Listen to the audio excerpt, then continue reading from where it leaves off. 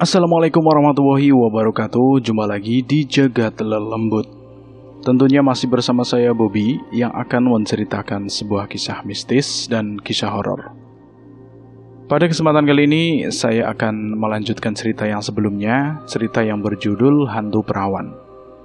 Bagaimana kabarnya teman-teman semua? Semoga kalian sehat selalu, panjang umur, bahagia selalu, dan sukses selalu. Dan buat teman-teman yang baru bergabung di channel ini, silahkan klik tombol subscribe dan tombol loncengnya agar kalian tidak ketinggalan cerita terbaru dari kami. Oke, kita langsung saja menuju ke ceritanya.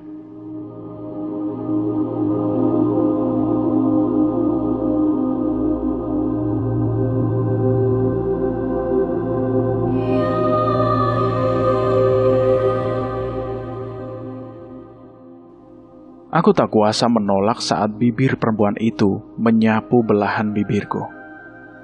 Nafas Wilda kian memburu, dan tanpa aku sadari, kalau tubuhnya kini sudah tidak terbungkus pakaian lagi. Jari-jari lentiknya bergerak refleks, mencoba mencopoti kancing bajuku satu persatu. Entah apa yang tengah aku lakukan. Aku merasa bingung, kenapa bisa begini. Namun sebelum semuanya terjadi, Guntur, katakan bahwa kamu mencintai aku. bisik Wilda di tengah aktivitasnya membelai dadaku. Aku tidak bisa langsung menjawabnya. Aku masih heran kenapa Wilda selalu menyebut dirinya aku. Bukankah selama ini kami selalu menggunakan kata lu dan gue?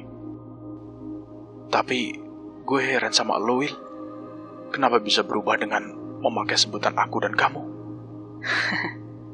Tak usah banyak tanya.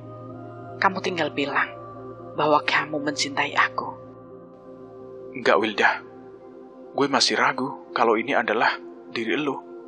Sekarang tolong lu pulang deh. Pulang, sebelum kita semakin jauh melangkah. Apa? Pulang kamu bilang? Ini tempatku, Guntur. Sudah puluhan tahun aku tinggal di sini. Aku selalu kesepian, sendirian tanpa teman. Dan setelah kamu tinggal di sini, aku merasa senang dan bahagia. Jadi, siapa kamu ini? Aku agak gemetar.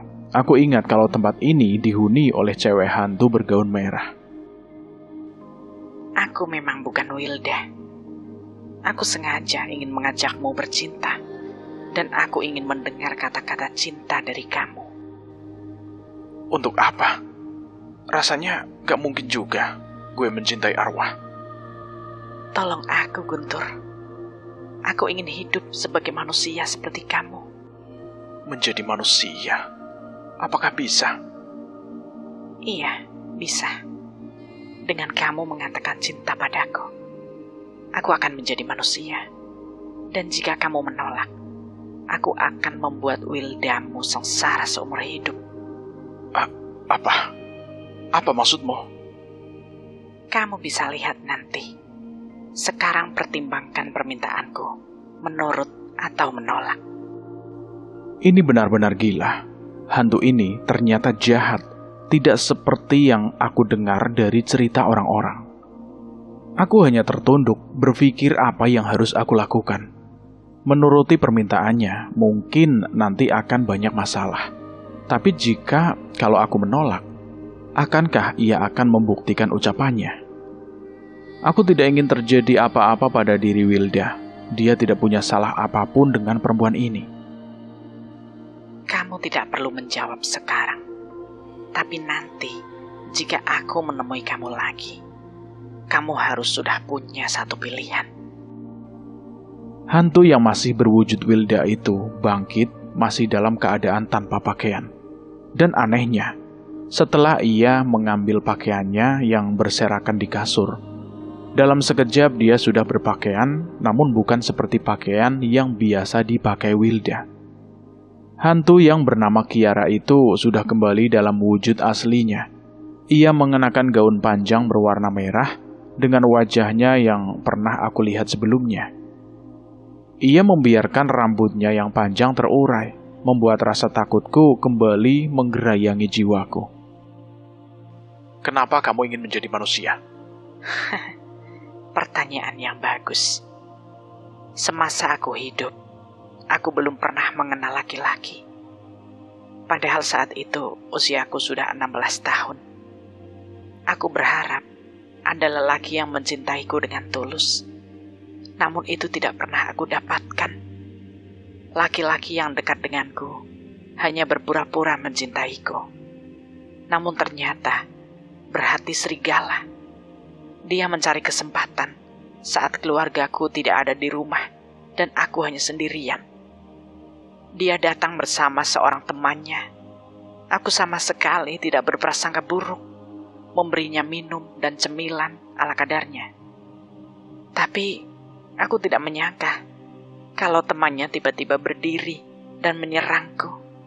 Tentu saja aku terkejut dan berteriak, tapi sia-sia. Dengan berpikir aku harus menyelamatkan diri, kakiku bersarang di selangkangan laki-laki tadi, sehingga ia yang menjerit dan melepaskan tubuhku. Sampai di situ, arwah Kiara terdiam.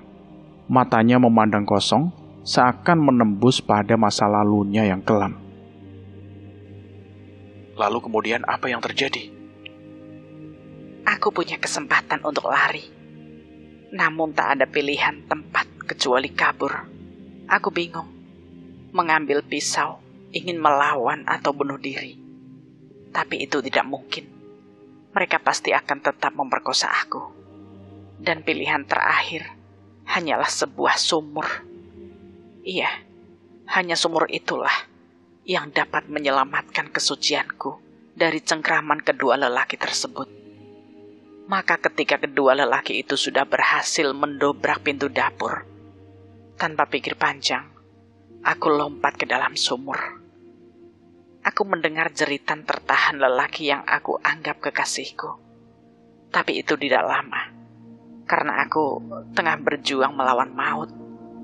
Perlahan tapi pasti tubuhku mulai lemes.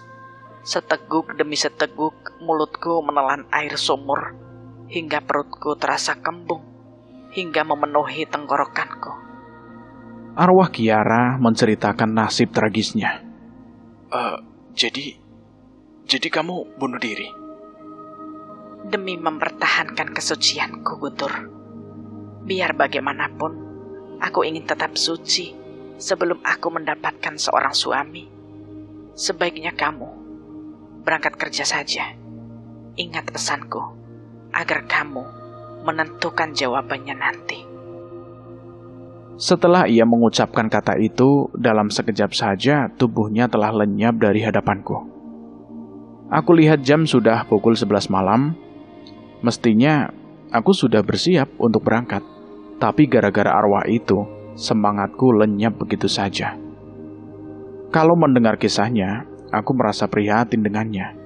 Berarti dia gadis yang teguh dalam pendirian. Prinsipnya lebih baik mati daripada hidup ternoda. Tapi kenapa baru sekarang ini ia menginginkan kata cinta? Atau memang benar kalau selama ini dia hanya tinggal di sini di kamar mandi tua yang kumuh dan penuh lumut. Sehingga akulah laki-laki pertama yang ia temui. Sehingga ia merasa membutuhkan aku. Tapi bagaimana dengan Wilda? Tiba-tiba handphoneku berdering dan aku lihat dari Wilda. Halo, iya dah, ada apa? Lu belum berangkat, Gun? Belum. Kayaknya males banget gue. Ya udah, kalau lo nggak kerja, main aja ke rumah, nemenin gue. Abang gue lagi pulang ke Bogor, nengokin calon bininya. Ah, abang lu udah punya calon? Gue sendiri belum tahu orangnya, cuma baru dengar aja. Dah, lu cepetan kesini lah. Wah, sorry deh dah. Gue nggak berani. Kecuali kita ngobrolnya di luar rumah. Iya deh, tunggu di luar aja ya. Nih gue bikinin kopi. Ada tempe goreng masih hangat. Udah ya teleponnya, gue tunggu nih. Ya udahlah, oke, siap. Dan malam itu aku lewati dengan ngobrol asik. Bukannya hanya sama Wilda doang, tapi ada Ihsan sama Yusuf yang kebetulan lihat aku dan Wilda. Lalu mereka bergabung.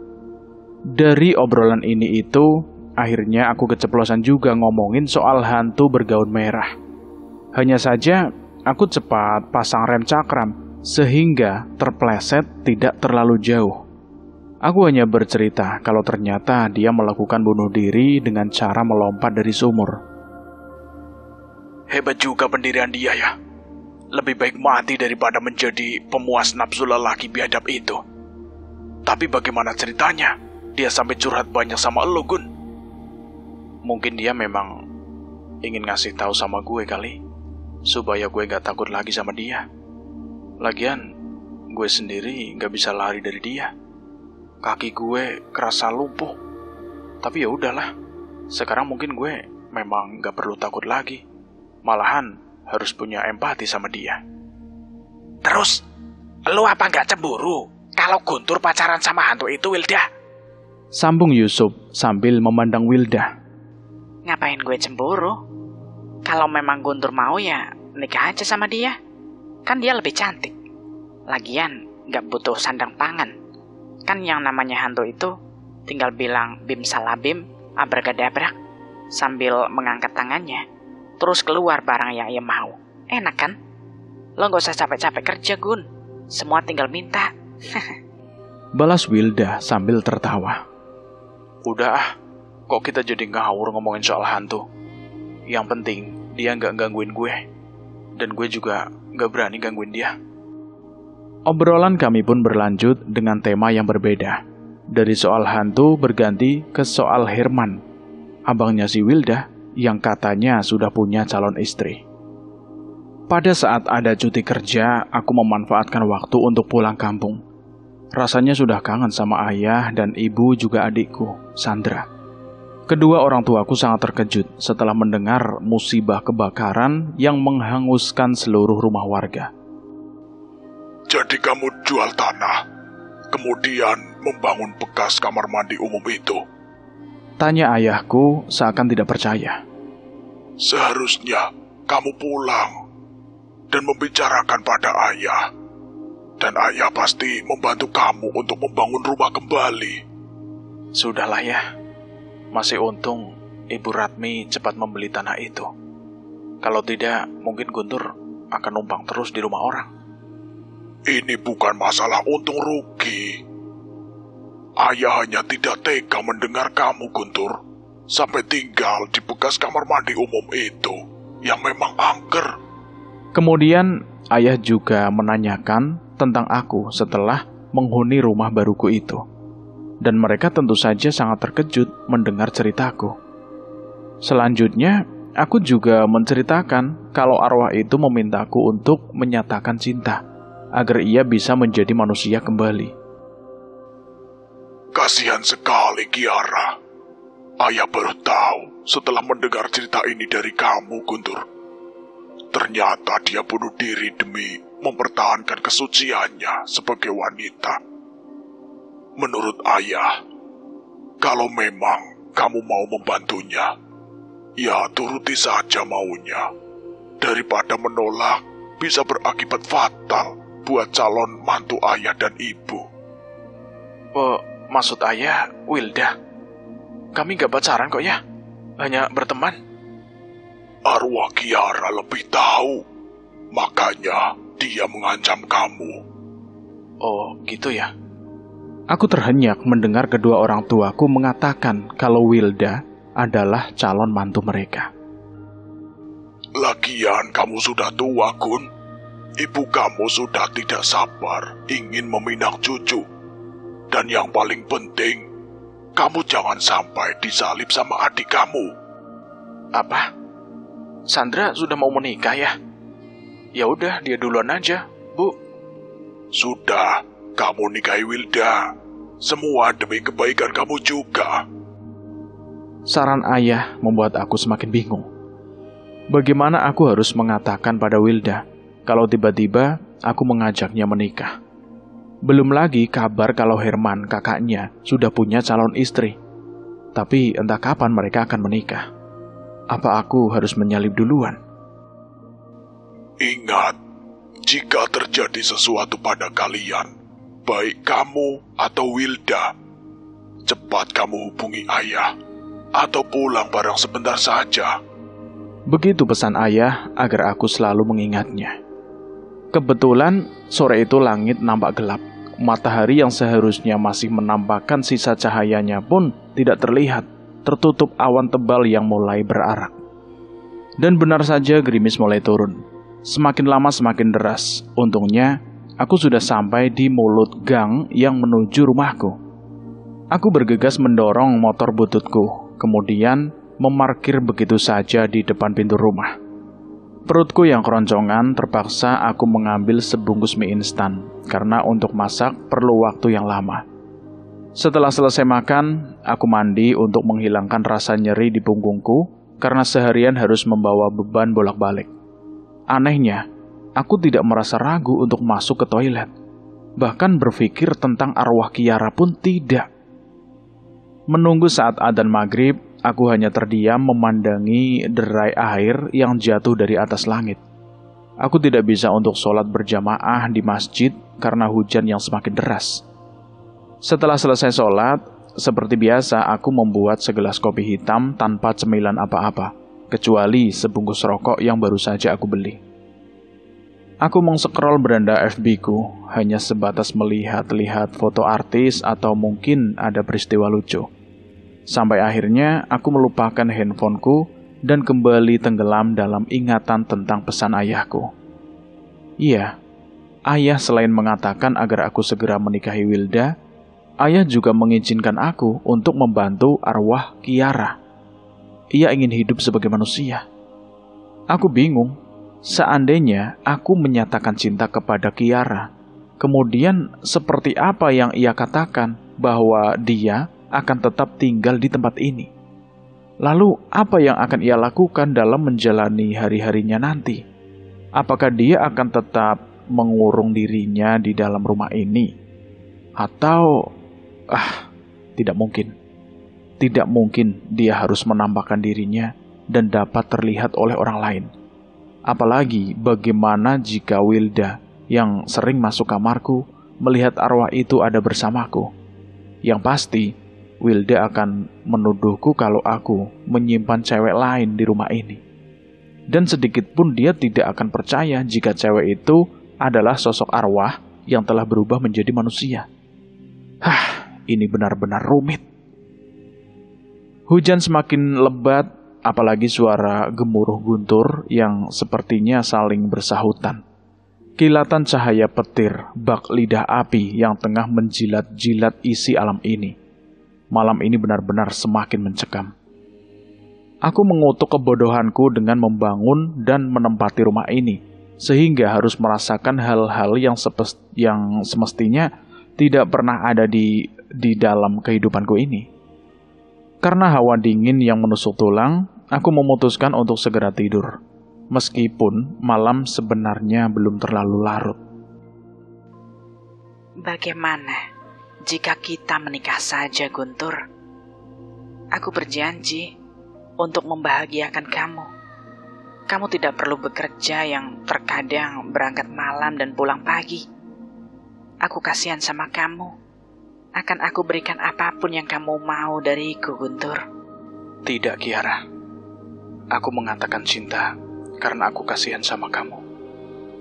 Dan mana mungkin aku mempunyai istri arwah yang mungkin umurnya jauh lebih tua dariku. Lagian kamu ini hanya sekumpulan tulang belulang yang mungkin sudah lapuk terkubur di dalam tanah. Kamu berani menghinaku dengan mengatakan bau bangkai busuk. Kiara nampak marah. Dia menghempaskan tubuhku hingga membentur dinding. Aduh! Aku menjerit dan memegang kepalaku yang terasa agak benjol. Aku berusaha bangun dan berusaha untuk kabur. Tapi aku tidak melihat arwah Kiara di sana. Aku hanya menggeleng-gelengkan kepala yang terasa agak pening, dan aku sadar kalau tadi itu hanyalah mimpi buruk akibat pikiranku yang selalu mengingat sosok arwah itu. Singkat cerita, dalam sekejap saja aku sudah mendengar denguran Herman yang cukup membuat telingaku budek. Boro-boro bisa tidur. Malahan terganggu sama suara agak ngoroknya itu. merasa serba salah jadinya. Mau memaksakan diri untuk tidur juga percuma. Jadi aku memutuskan untuk tidur di kursi panjang yang lumayan empuk. Kegelisahan terus menyergap pikiranku. Sesekali aku memperhatikan keadaan sekeliling ruangan dan kamar kosong itu. Kenapa susah banget sih ini mata buat tidur? Sedangkan paginya aku harus berangkat kerja. Akhirnya aku memaksakan juga untuk memejamkan mataku dan mengalihkan pikiranku dari arwah Kiara. Entah baru beberapa menit saja aku tertidur. Tiba-tiba aku mendengar suara seseorang wanita begitu dekat. Rupanya kamu bersembunyi di sini, Guntur. Percuma kamu lari dariku. Itu tidak mungkin. Suara itu sangat jelas, milik Kiara. Aku sedikit membuka mata dan mengintipnya dari tangan yang aku silangkan di wajahku. Benar, itu Kiara. Kenapa dia tetap mendatangi aku di rumah orang? Bangunlah, Guntur. Aku tahu kamu tidak tidur dan melihat aku. Iya bukan? Kamu pasti sudah menceritakan semua tentang aku kepada kekasihmu itu. Iya kan? Aku tidak bisa menolak untuk tidak bangun. Percuma karena cewek ini pasti terus-menerus menggangguku. Nah, sebaiknya begitu. Duduk dengan manis di sampingku. Kata-katanya mengandung perintah yang tidak bisa aku bantah. Katakan bahwa kamu mencintaiku. Gampang kan? Aku mencintai kamu. Aku mengucapkan kalimat itu dengan gagap. Begitulah orang cowok menyatakan cintanya pada kekasihnya. Gagap dan tidak enak didengar. Apa kamu tidak pernah menonton sinetron drama? Atau membaca novel romantis? Coba dong, ulangi dengan benar.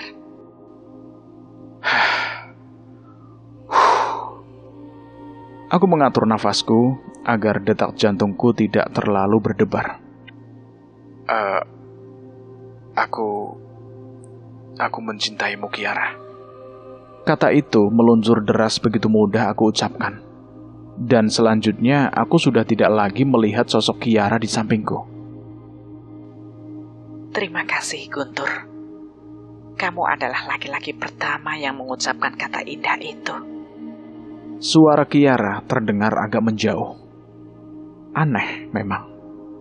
Setelah aku mengatakan bahwa aku mencintai dia dengan lancar, rasanya seluruh beban hidupku terlepas begitu saja. Jiwaku seakan kembali seperti belum melihat sosok hantu itu. Dan mataku pun mulai sayu, aku tertidur pula hingga pagi. Aku melihat Herman dan Wilda sudah bangun lebih dulu. Kenapa lu tidur di kursi? Tidur sama lu sama aja gue tidur dekat sama kebo. Ngorok gak kira-kira? Udah sana lu, mandi dulu. Terus sarapan bareng. Enggak deh. Ntar gue mandi di rumah aja. Balasku sambil menuju toilet untuk cuci muka.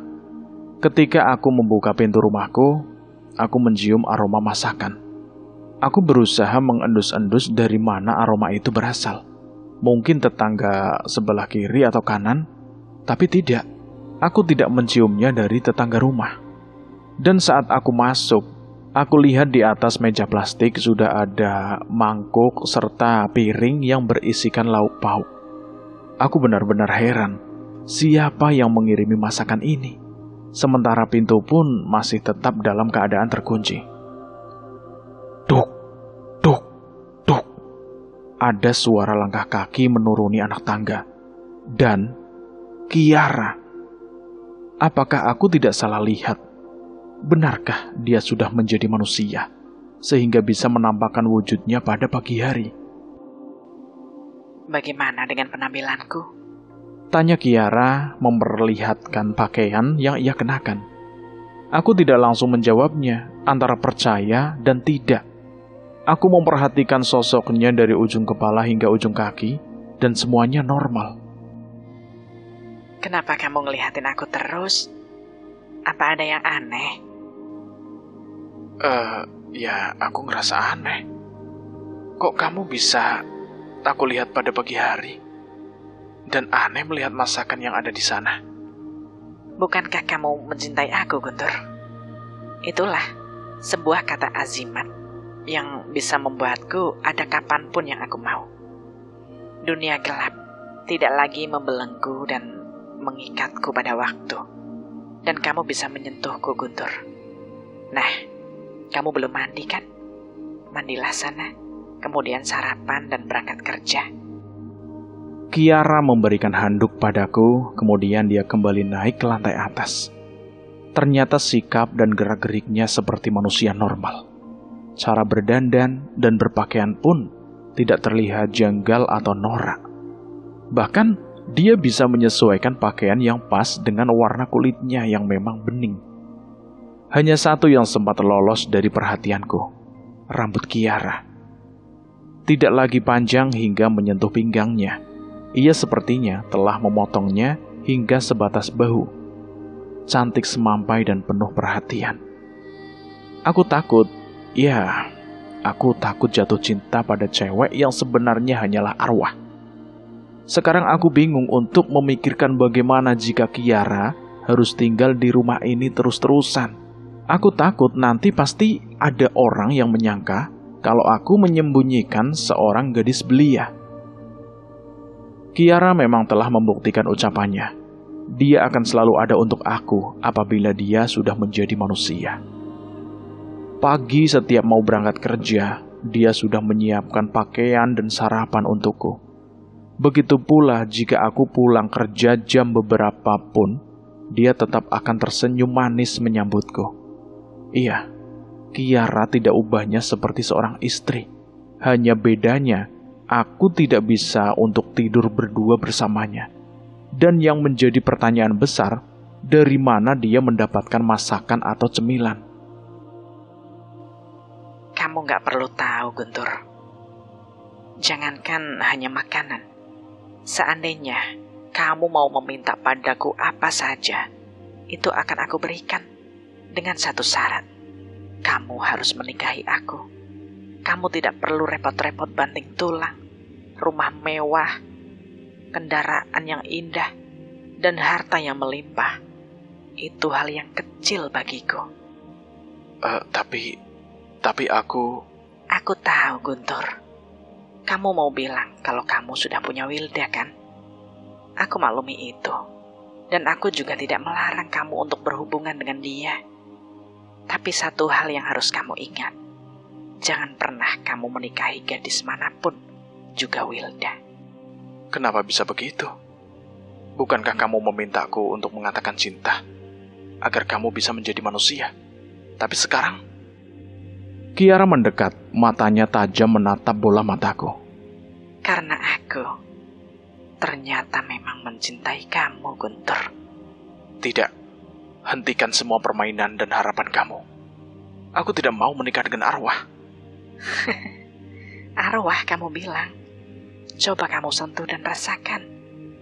Rasakan detak jantungku ini. Kiara menarik tanganku agar aku bisa menyentuh bagian belahan dadanya. Ada desiran halus di telapak tanganku dan menjalar ke seluruh jaringan pembuluh darahku. Aku merasa hangat, tidak dingin seperti saat pertama aku menyentuhnya. Berarti dia benar-benar telah menjadi manusia. Baiklah, aku percaya kamu sudah menjadi manusia. Tapi bagaimana cara kamu mempertahankan hidup kamu? Bukankah manusia butuh makan dan tidur? Kiara tersenyum mendengar pertanyaanku itu. Itu rahasia pribadiku. Kecuali kita sudah bersatu, tentu kita akan selalu terbuka. Rasanya itu tidak mungkin. Aku dan Wilda memang tidak pacaran. Tapi hati dan perasaan kami seperti satu jiwa. Aku harap kamu mau mengerti tentang hal ini. Lagi pula dunia kita itu sebenarnya berbeda. Tidak, Guntur. Dunia kamu dan duniaku sekarang sama. Cuma satu, Guntur. Dan dunia itu adalah milik kita berdua. Tidak untuk yang lainnya. Sekeras apapun hati kamu, sekokoh apapun pendirian kamu. Tapi aku yakin kalau kamu ada dalam kekuasaanku. Aku hanya terdiam dan dengan lesu aku duduk di balkon. Aku teringat pesan ayahku, agar aku cepat pulang bila ada sesuatu yang memang tidak bisa aku atasi. Apalagi ini yang berurusan dengan arwah, yang menuntut untuk memintaku agar menikahinya. Bukan hanya itu saja, justru yang membuat aku ngeri dengan ancamannya jika aku menikah dengan gadis lain, termasuk dengan Wilda. Aku tidak bisa memendam perasaanku sendirian. Hal seperti ini tentu saja tidak bisa aku selesaikan seorang diri. Dan ini menyangkut keselamatan orang lain, orang yang selama ini begitu dekat denganku. Aku, Wilda, dan Herman pun berembuk untuk mengatasi masalah ini. Bagi gue, sebagai seorang teman dari elu dan abang dari Wilda, sangat prihatin atas kejadian yang sering elu alami akhir-akhir ini. Apalagi masa lalu juga ternyata berimbas pada Wilda. Siapa sih yang tega membiarkan adiknya menjadi korban cinta butanya hantu itu? Gue sangat mendukung rencana lu buat nikahin adik gue. Dan kalau bisa secepatnya. Kata Herman, ternyata dia telah memberikan lampu hijau untuk pernikahanku.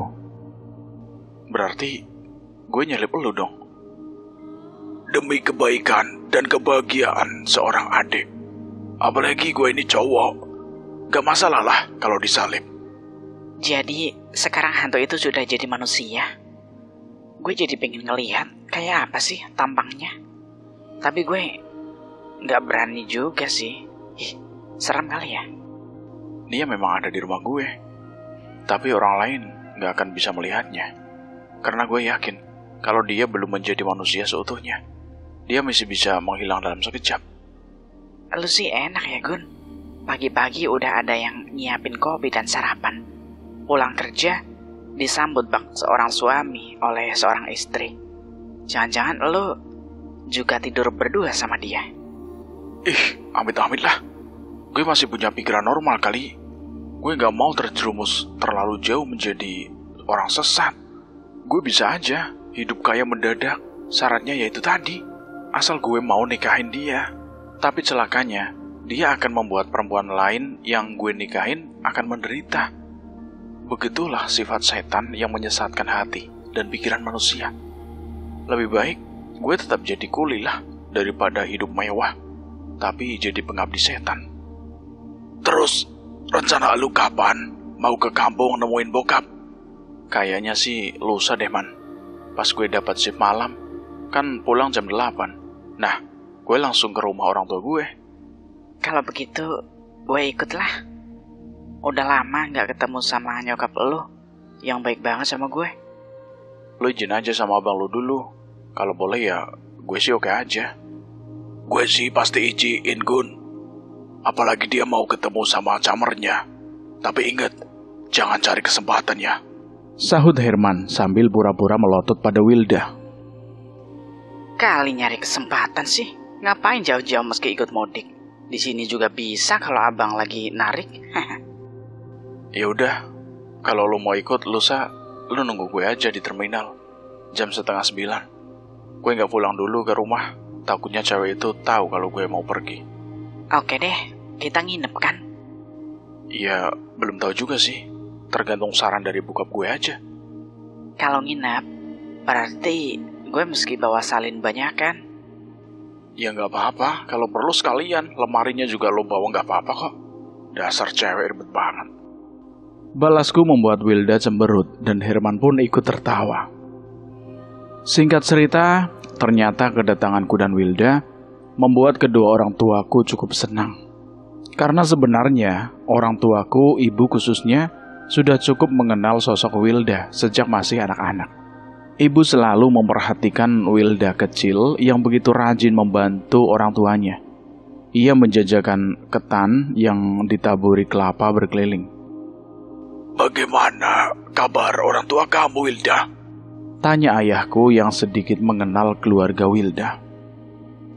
Alhamdulillah, Pak. Tapi orang tua saya sudah tidak di Jakarta lagi. Sama kayak bapak dan ibunya Guntur, mereka juga tinggal di kampung, buka bengkel kecil-kecilan. Ya, sebaiknya memang kami yang sudah tua-tua ini lebih baik tinggal di kampung, menikmati sisa hidup dengan suasana yang penuh dengan kedamaian. Kota bukanlah tempat yang baik buat kami.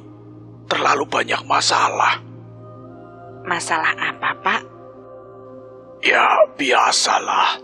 Tetangga sok usil dengan tetangga lainnya. Penasaran jika melihat seseorang sedikit berhasil. Terlalu ngurusin urusan orang lain. Kalau anak sekarang bilang itu nyinyir. Sama aja, Pak. Kita yang muda juga begitu. Ada yang menyinggung. Contohnya saya dekat sama Guntur. Orang tuh bilang yang enggak-enggak. Pokoknya kalau diladenin itu sih gak ada habisnya, Pak. Jadi kapan rencana kalian mau menikah? Pertanyaan ibu langsung pada intinya. Kalau saya sih terserah Guntur aja, Bu. Gimana, Gun? Kapan lo mau nikahin gue? Stop. Mulai sekarang, kamu gak boleh lagi panggil nama dengan kata elu gue. Kamu harus menghormati Guntur. Sebagai calon suami, panggil mas, abang, atau kakak. Kan lebih enak dengarnya. Maaf, Pak, Bu. Gun, kamu maunya aku panggilnya apa? Mas, Kang, Bang, atau Mang? Wilda masih bisa bercanda di hadapan kedua orang tuaku. Dia memang cewek bersifat apa adanya. Tipe anak kota pinggiran yang kalau ngomong itu asal nyeplos aja. Apa? Emang? Lo kira gue tukang somai apa? Guntur, ayolah berhenti ngomong elu gue. Kalian berdua harus saling menghormati. Tahu tuh nih anak, bilangin susah banget. Gimana kalau kalau aku panggil Mas aja. Cocok kan? Soalnya kan orang Jawa, iya enggak? Terus aku panggilnya kamu apa? Mbak gitu? Kamu kira aku tukang jamu gendong apa? Panggil sayang aja kali. Duh, maunya. Balasku membuat kedua orang tuaku tersenyum saat melihat Wilda memukul lembut bahuku. Sebaiknya malam ini kalian tidur di sini dulu ya. Ayah nanti sore akan mengunjungi teman, sekaligus guru yang sedikit mengerti tentang masalah seperti yang sedang kamu hadapi. Atau kamu ikut juga boleh kok, biar nanti kamu bisa menceritakan langsung kepada teman ayah itu. Tapi kalau kamu merasa capek, ya sudah, istirahat saja. Kata ayahku yang rupanya cukup serius, sampai-sampai mau menemui gurunya. Enggak lah ya, aku ngantuk. Ya sudah, kamu temanin calon menantu ayah yang cantik ini ya. Jangan sampai hilang di gondol orang ya. Ayahku masih saja suka bercanda sambil tertawa. Tapi Wilda tidurnya sama ibu ya. Jangan sama Guntur, nanti ditakalin. Ibu juga ikut menimbrung, dan kami berdua hanya tersenyum kecut. Hari ini aku terpaksa libur, dan aku sudah meminta izin pada HRD tempatku bekerja. Ayahku menceritakan pertemuannya dengan sahabat yang juga guru spiritualnya. Intinya, kalian harus secepatnya menikah. Dan pernikahan itu jangan digelar di rumah Wilda.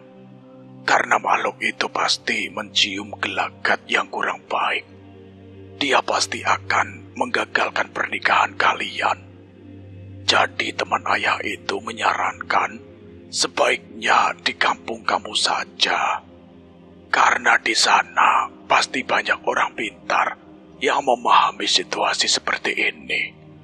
Nanti kamu jelaskan sama abang kamu seperti apa yang ayah sarankan ini ya. Ayah memberikan penjelasan kepada Wilda dan cewek itu hanya mengangguk saja. Dan ada syarat yang paling penting. Penting untuk kamu, Guntur. Apa itu ya?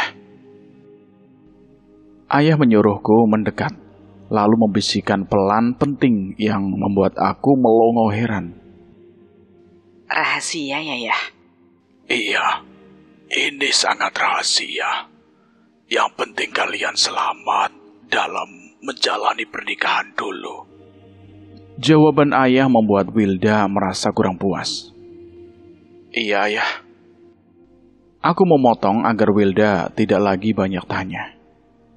Setibanya kami ke Jakarta, aku dan Wilda langsung memaparkan apa yang telah dipesankan ayahku. Ya udah, biar nanti gue yang ngurusin, ngomong ke Abah dan Ambu. Nanti biar mereka cepat mendaftarkan kalian di KUA. Sekalian, buat minta bantuan Abah mengenai keganjilan hal ini. Pokoknya gue mau bilang secepatnya, dan gak perlu ada pesta. Ini mungkin akan jadi tanda tanya juga buat tetangga kamu kita. Kenapa kau mendadak?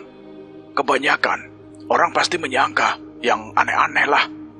Tapi biarin aja, yang penting kita selamat dalam mencapai ridha Allah. Kata Herman begitu antusias. Tuh mas, dengerin kata abang aku. Semangat. Wilda mengomentari dan Herman memandang heran pada adiknya. Apa gue gak salah denger ya? Barusan lo panggil Guntur mas, terus pakai bahasa aku. Haha, keren. Ini baru calon istri yang menghormati suaminya, Gun. Herman memandangku dan menepuk bahuku. Iya bang, semalam kita habis ditatar sama ayah dan ibu. Haha, begitu dong. Panggil gue juga dengan kata abang. Itu calon ipar yang punya etika yang bagus. Herman menunjukkan ibu jarinya tanda memuji. Akhirnya kami bertiga sepakat untuk menyerahkan keputusan ini kepada Herman. Baru pulang, Guntur. Suara Kiara menyambut langkahku ketika masuk ke rumah. Dari mana aja kamu? Aku melihat Kiara tengah duduk di kursi plastik dan tengah menikmati hidangan yang aku belum tahu itu apa. Setelah aku sedikit melirik dengan ekor mataku, aku melihat di piring itu hanya ada beberapa bunga mawar. Oh, aku baru tahu. Kalau selama ini dia hanya makan bunga mawar yang entah dia dapatkan dari mana. Bukan urusanmu, Kiara. Setiap orang punya masalah sendiri-sendiri. Aku pulang kampung karena sudah kangen sama kedua orang tuaku. Gak usah emosi, Guntur. Bukankah aku selalu bersikap lembut dan penuh perhatian kepadamu? Untuk apa? Untuk keberlanjutan hubungan kita hingga rumah tangga. Jantungku agak bergetar mendengar jawabannya. Apa mungkin dia menyingsingku? Karena tahu kalau aku sudah merencanakan pernikahanku dengan Wilda. Rumah tangga? Rumah tangga siapa? Kamu dan... Lagi-lagi Kiara menggantung ucapannya, dan hal itu semakin membuat aku curiga. Dan aku tentunya. Kiara melanjutkan, dan itu membuat hatiku plong kembali. Maaf Kiara, untuk urusan yang satu ini aku tidak bisa. Kamu kira bisa menolak permintaanku? Ingat, aku sudah memperingatkan kamu agar jangan pernah menikahi gadis manapun selain aku. Dan ingat akibatnya, Guntur. Wanita itu pasti celaka. Aku tidak takut dengan ancaman kamu. Aku masih punya Allah. Hanya dialah yang berhak menentukan hidup dan matinya seseorang. Aku percaya itu. Tapi cobalah kamu nikahi gadis manapun yang kamu mau. Niscaya, kamu akan menyesali perbuatan kamu yang berani melanggar kata-kataku. Tak usah mengancamku, Kiara. Aku sudah ikhlas menolong kamu ingin jadi manusia. Tapi sekarang kamu malah menekan aku untuk menikahi kamu. Kamu mungkin berwujud manusia, tapi jiwa kamu belum. Sudah aku ngantuk dan aku mau tidur. Kataku mengakhiri dan aku langsung naik ke atas, lalu menggelosor di kasur. dan tak beberapa lama mataku sudah semakin berat. Entah kenapa, aku sudah tidak merasa takut lagi terhadap Kiara. Ya, sejak aku mengatakan cintanya, semua rasa takut dan gelisah sirna begitu saja. Namun satu yang aku khawatirkan, jika ia benar-benar membuktikan ancamannya untuk membuat celaka gadis yang aku nikahi nanti. Kedua orang tua Wilda sudah memberikan kabar bahwa pernikahan kami bisa dilaksanakan minggu depan, karena kebetulan KUA setempat belum banyak yang mendaftar untuk pernikahan. Dan aku juga memberikan kabar kepada orang tuaku untuk acara itu bersama gurunya. Menunggu 1 minggu rasanya seperti menghitung waktu dalam jangka 1 tahun lamanya. Bukan pernikahannya atau malam pertamanya yang aku bayangkan, tapi aku ingin mengakhiri cerita konyol dari hantu perawan ini. Begitu mudahnya dia meminta tolong, dan dengan mudahnya pula dia mengancamku. Dia mungkin berwujud manusia, namun sifat aslinya ya tetap saja hantu yang menjengkelkan. Akhirnya hari yang kami tunggu-tunggu datang juga. Aku, Wilda, dan Herman sudah sejak sore tadi sampai di Bogor, tempat tinggal kedua orang tua Wilda. Baru setelah mendekati subuh, ayah dan ibu beserta seorang laki-laki parubaya yang mungkin guru dari ayah turut serta di sana. Lalu kedua keluarga kami saling bertegur sapa, bertanya kabar sambil mengenang masa lalu selama mereka tinggal di Jakarta. Ya, walaupun rumah kami agak berjauhan, namun ibuku dan ibunya Wilda cukup kenal dengan baik. Sementara ayahku serta gurunya yang setelah aku mendengar perkenalan bernama Kotip berdiskusi bersama seorang laki-laki lain dari keluarga Wilda tentang acara pernikahan yang berbau mistis ini. Pukul 7 lebih, ada beberapa tetangga juga hadir di rumah keluarga Wilda. Mereka akan menjadi saksi dari prosesi sebuah pernikahan. Dan tak lama setelah itu, Bapak Penghulu dan Naib juga sudah hadir. Mereka semua yang hadir menyalami kedua orang tua penting ini, yang akan menjadi penentu lancar atau tidaknya sebuah pernikahan. Setelah berbahasa basi sebentar, kedua orang itu memintaku untuk duduk berhadapan dengan mereka. Bapak Penghulu mengajakku untuk menuruti apa yang akan ia ucapkan nanti. Tanganku dan dia erat bersalaman di bawah saksi kitab suci Al-Quran. Akad nikah pun dimulai. Saya siap menikahi Wilda binti Sayuti dengan mas kawin seperangkat alat sholat dibayar tunai, kata Pak Penghulu dengan jelas dan tegas agar aku mengikutinya. Dan pada akhir kata ada kode dari Pak Penghulu dengan jari telunjuknya menarik telunjukku. Namun baru beberapa kalimat saja yang aku ikuti, tiba-tiba dari telapak tangan yang tengah bersalaman dengan tangan Pak Penghulu mengeluarkan cairan merah. Mulanya hanya sedikit, tapi semakin lama semakin deras cairan merah yang ternyata darah. Itu membasahi telapak tangan hingga lengan kemeja putihku. Seketika aku seperti terserang demam tinggi, tubuhku menggigil hebat. Sementara semua orang yang melihat kejadian itu saling pandang dan penuh tanda tanya. Kecuali guru ayahku dan lelaki kenalan ayahnya Herman, mereka malah mendekati aku. Tenang, semua tetap tenang. Inilah alasannya kenapa Bapak Sayuti mendadak sekali mengadakan akad nikah anaknya di rumah ini, kata guru ayahku menenangkan seluruh orang yang ada di sana. Kemudian beliau menceritakan apa yang ayahku katakan, sehingga membuat semua orang tersurut mundur saat beliau menyebut nama arwah. Namun guru ayahku yang bernama Pak Kotip segera menepuk lantai sebanyak 3 kali. Dan hal yang sama juga dilakukan oleh lelaki tua itu dari keluarga Wilda.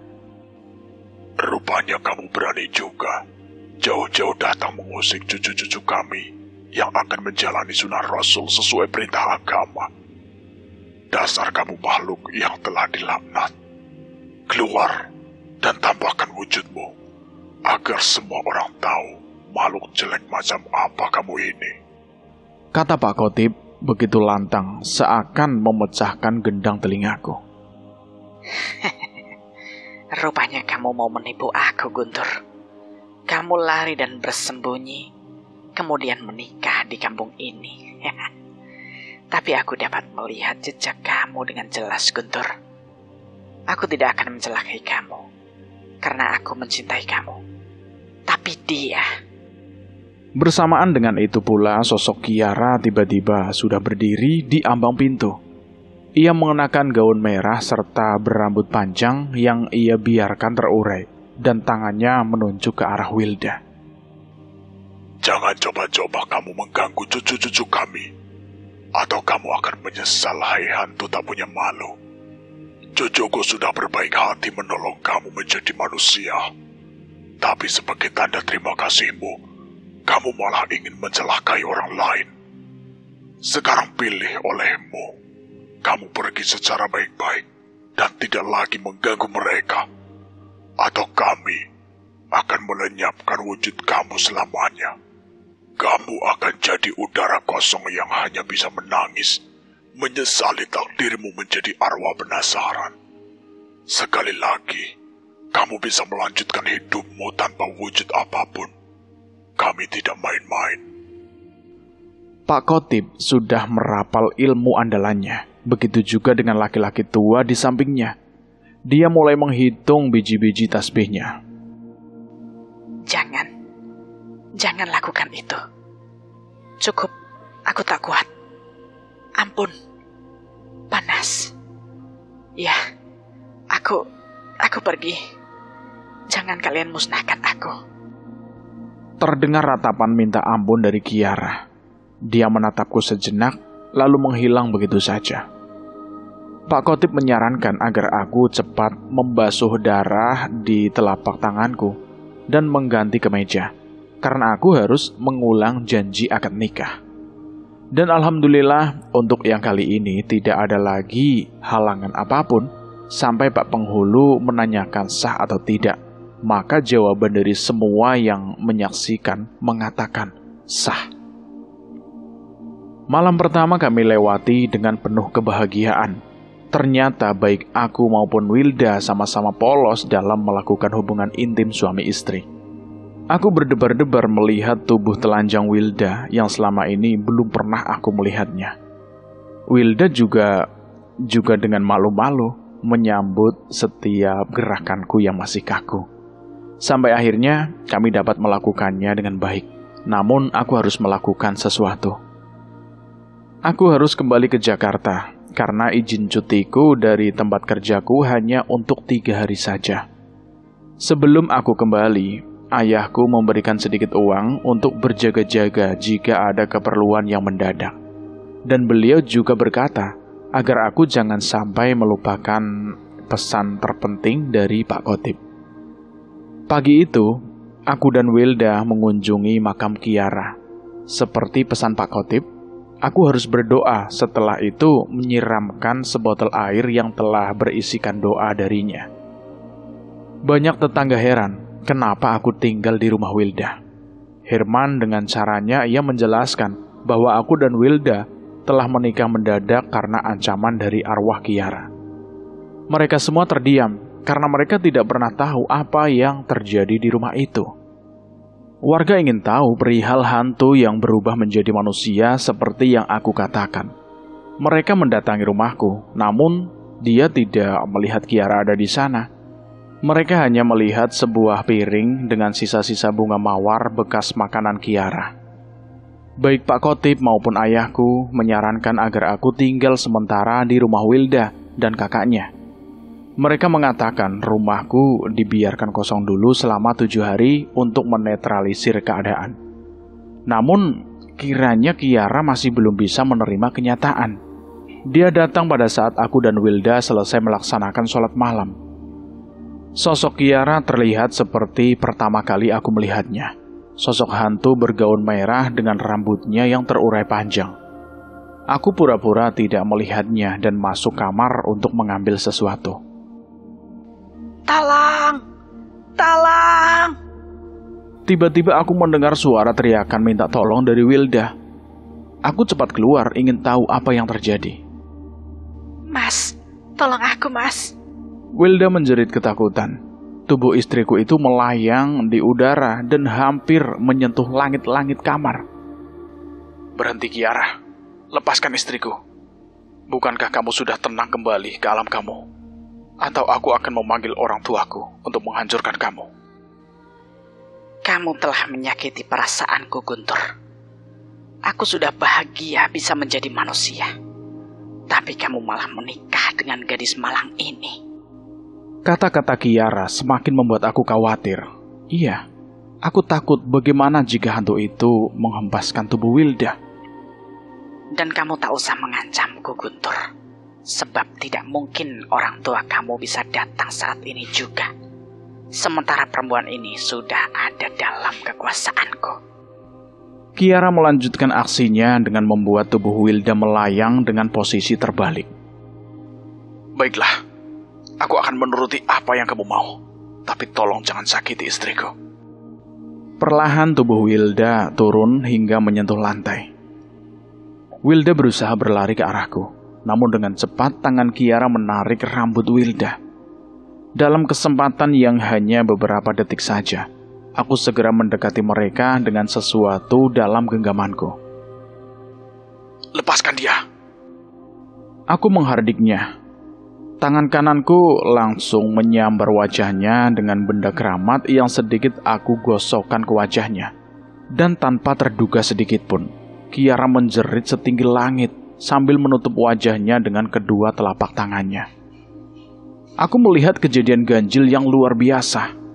Perlahan-lahan tubuh Kiara menyusut dan mengering, sehingga saat ia melepaskan tangannya yang menutup wajahnya, terlihat begitu mengerikan. Wajah Kiara yang semula cantik, kini tidak ubahnya seperti jerangkong. Ya, tubuh Kiara telah kembali menjadi tulang belulang yang mengongkok di atas lantai. Wilda memelukku erat dan bertanya, Kenapa dia bisa seperti itu, Mas? Aku menggunakan ini. Pesan dari Pak Khotib. Aku juga tidak menyangka akan begini akhirnya. Kataku sambil memperlihatkan sesuatu pada Wilda. Mas, itu celana dalam aku.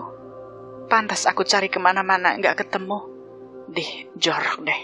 Balas Wilda seakan tidak percaya. Ternyata celana dalam kamu sangat berguna. Dan inilah rahasia yang membuat hantu itu hancur. Aku kemudian menunjukkan noda darah perawan pada malam pertama kami. Wilda bergelayut manja.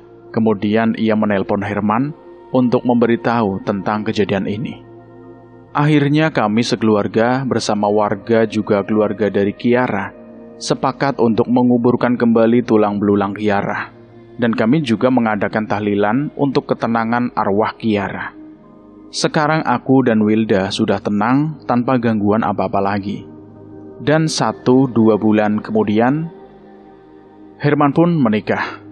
Bersamaan Wilda yang mulai sering merasa pusing, mual, dan ingin muntah serta banyak maunya. Wilda hamil. Ternyata proses memproduksi anak itu mudah juga. Minatnya. Kalau tahu begini, kenapa nggak dari dulu aja? Aku menikahi Wilda. Dan bagaimana menurut teman-teman tentang cerita ini? Silahkan tulis di kolom komentar. Terima kasih buat teman-teman semua yang sudah mendengarkan cerita ini sampai habis. Semoga kalian sehat selalu, panjang umur, bahagia selalu, dan tentunya sukses selalu. Dan buat teman-teman yang baru bergabung di channel ini, silahkan klik tombol subscribe dan tombol loncengnya, agar kalian tidak ketinggalan cerita terbaru dari kami. Dan saya mohon maaf jika ada kesalahan kata. Saya pamit undur diri. Wassalamualaikum warahmatullahi wabarakatuh. Jagat lelembut.